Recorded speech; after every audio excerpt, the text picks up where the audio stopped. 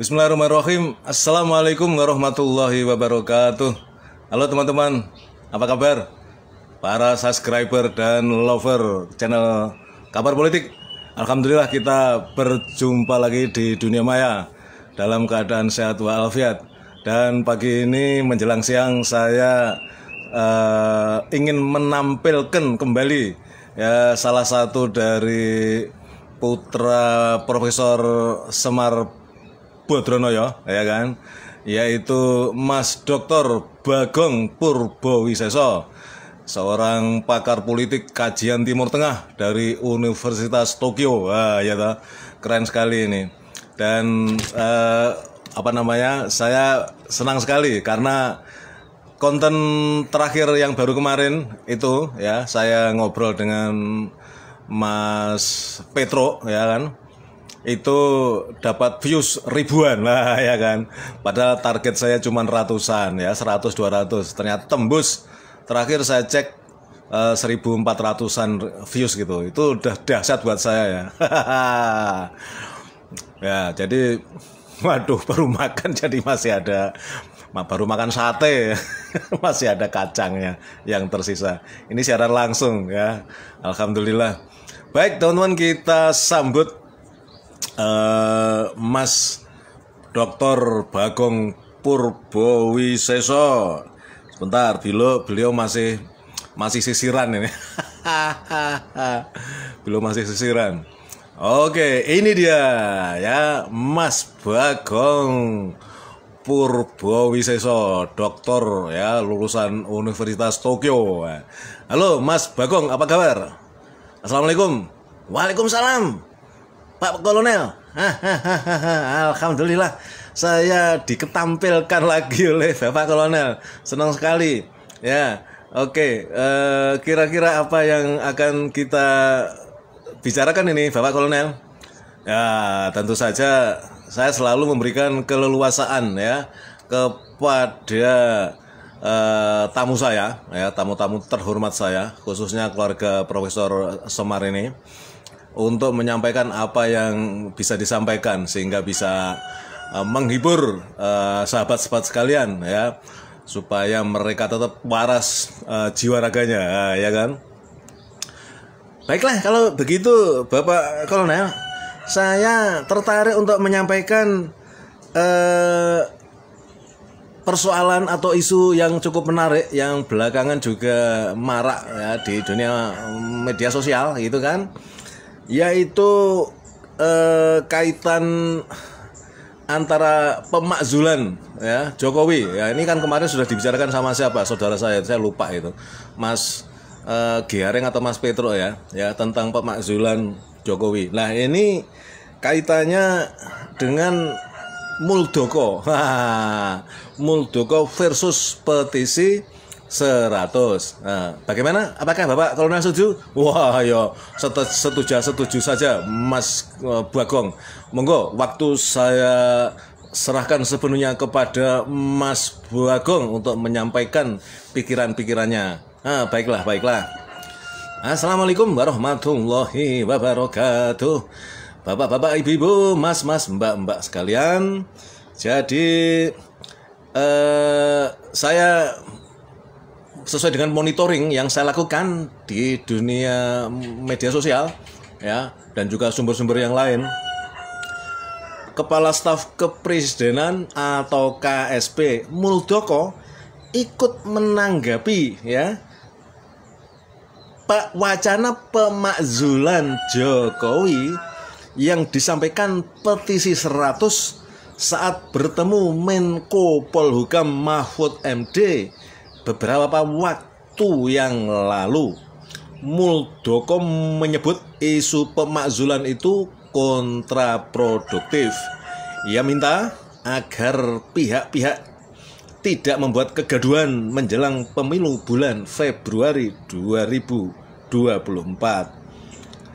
Menurut Muldoko ya, Presiden Jokowi sedang fokus untuk mensukseskan pemilu 2024 yang demokratis. Benarkah itu? Tidak, menurut saya sih tidak. Jokowi tidak berperilaku netral dan tidak menyiapkan pemilu yang demokratis, ya. Bahkan dia kan dengan tegas mengatakan akan cawe-cawe, ya kan. Nah, faktanya adalah Jokowi sedang meracuni pemilu dengan perilaku oligarkis bahkan monarkis, ya kan, dengan politik dinastinya itu, ya kan, menggiring suara dengan suap bansos serta all out untuk mensukseskan Gibran anaknya itu. Muldoko menyatakan rakyat mengapresiasi kinerja Jokowi. Benarkah itu? Tidak juga. Banyak kritik atas program pemerintahan Jokowi yang tidak tuntas, boros, elitis, bahkan jor-joran berhutang ke luar negeri. Rejim perusak alam dan pemburu rente, harga kebutuhan hidup terus naik, serta jurang kaya miskin yang semakin dalam. Korupsi pun merajalela. Tidak percaya? Ayo buat referendum. Rakyat mengapresiasi atau membenci? Ayo. Kepuasan atas kinerja pemerintah bernilai artifisial alias palsu dan diduga kuat sebagai bentuk dari lembaga survei bayaran, ya. Pada situasi uang bisa mengatur segalanya, publikasi lembaga survei tidak diperdulikan rakyat. Rakyat tidak percaya kepada lembaga survei, ya kan? Karena telah menjadi lembaga hoax yang legal. Ironi dari negara yang katanya menjunjung moral. Muldoko minta agar tidak membuat gaduh dengan isu pemakzulan. Siapa sesungguhnya yang menjadi sumber kegaduhan? Jokowi lah sang pembuat gaduh. Sepanjang pemerintahnya kegaduhan demi kegaduhan terjadi. Jokowi menjadi rejim yang tidak pernah membuat rakyat tenang, tentram, dan nyaman. Seperti ucapannya sendiri, ruwet, ruwet, ruwet. Wajar saja Muldoko membela Jokowi karena dia adalah kepala staf kepresidenan, bahkan dulu jadi anak emasnya sejak dari zaman jadi diangkat jadi panglima TNI itu, ya kan. Tetapi ia lupa bahwa Jokowi juga di saat mendekati pemilu justru bertindak brutal, ya kan, menginjak-injak demokrasi. Ia membangun politik dinasti, politik yang dikualifikasi sebagai kriminal. Untuk sukses Gibran, Jokowi mengerahkan Usman maupun Iriana bojonya itu. Tim Pembela Demokrasi Indonesia dan Perekat Nusantara menggugat Jokowi dan keluarga ke PT UN. Sedangkan Petisi 100 dan Forum Alumni Perguruan Tinggi Bandung berijazah asli, for asli, melaporkan Jokowi dan keluarga ke Bareskrim Mabes Polri. Ini berarti pemakzulan di samping merupakan persoalan hukum tata negara, juga kini telah terkait erat dengan hukum administrasi negara dan pidana. Muldoko yang awalnya hanya berhadapan dengan Petisi 100 soal serangan pemakzulan, kini harus berhadapan dengan rakyat yang melawan politik dinasti atau nepotisme. Jokowi dan keluarga telah menjadi musuh rakyat. Itu kesimpulannya. Demikian Bapak Kolonel, pikiran yang bisa saya sampaikan sesuai dengan pengamatan saya, ya, terkait isu pemakzulan Jokowi, ya. Dan saya melihat tentu saja para penjilat Jokowi akan berusaha membela junjungannya. Begitu Bapak Kolonel, bagaimana kira-kira tanggapan Bapak Kolonel? Wah, luar biasa Mas Bagong, ini luar biasa, ya. Saya sangat mengapresiasi pikiran yang telah Mas Bagong sampaikan untuk konten saya kali ini.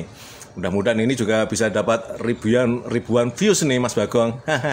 mudah-mudahan Mas Pak Kolonel ya. Kalau dapat ribuan kan berarti saya juga termasuk populer kan, iya kan Pak Kolonel? Betul. Mas Bagong termasuk populer kalau nanti bisa mencapai ribuan views. Nanti kita selamatan Mas Bagong. Oke. Baik Bapak Kolonel, terima kasih. Saya semakin bersemangat kalau diajak podcast sama Bapak Kolonel ini ya. Oke, Mas Bagong, barangkali sampean ada kegiatan lain, silahkan. Dan sekali lagi saya terima kasih atas apa yang sudah Mas Bagong sampaikan tadi dan menjadi masukan yang baik buat rakyat sekalian ya, untuk bisa mencermati kondisi sosial politik ya, supaya rakyat melek politik ya, tidak buta politik. Oke, saya pamitan dulu sama para netizen, lover dan subscriber Kabar Politik. Bapak-bapak, Ibu sekalian, Mbak-mbak, Mas-mas, saya nyuwun pamit, nggih. Saya nyuwun pamit, saya akan makaryo untuk mencari sesuap nasi buat anak istri saya. Terima kasih. Assalamualaikum warahmatullahi wabarakatuh. Waalaikumsalam warahmatullahi wabarakatuh. Demikian teman-teman podcast saya dengan Mas Dr. Bagong Purbowiseso, staf pengajar Universitas Tokyo, pakar politik kajian Timur Tengah. Ya kan? Jadi kalau mau tanya soal perkembangan perang Israel Hamas, tanya Mas Bagong, beliau juga akan bisa memberikan informasi secara akurat. Demikian teman-teman, sekali lagi bagi yang belum subscribe channel Kabar Politik, channel YouTube Kabar Politik, silakan subscribe ya, supaya kalian bisa dapat notifikasi konten-konten yang gurih, ya kan, enak neng gurih, ya kan. Terima kasih. Assalamualaikum warahmatullahi wabarakatuh.